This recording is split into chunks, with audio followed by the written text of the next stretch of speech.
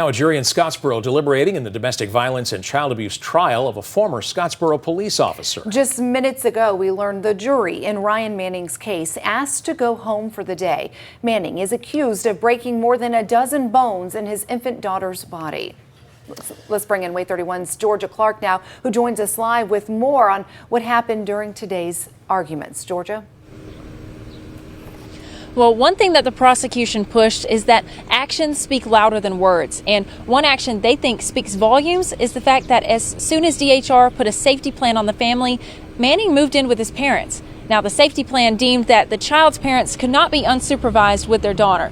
So the wife and baby moved in with her mother, while Manning also left the home, only seeing the child on occasion. And from what the state has said, the wife never asked him to stay away from her or the baby.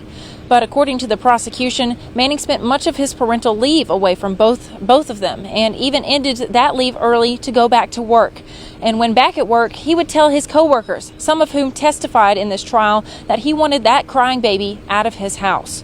All the while, the mother had fears of falling into serious postpartum depression and asked him not to return to his job just yet.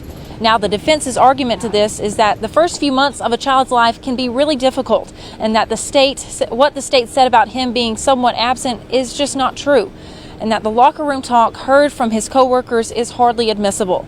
Now, they played multiple videos of Manning with his daughter acting like a loving father and asked the jury how a man like that could hurt his child. Now, the jury is expected to return tomorrow morning at 8:30 to continue deliberating, and as soon as we get that verdict, we will pass that along to you live on air and online at WAAYTV.com. Reporting live in Scottsboro, Georgia Clark, WAAY 31 News.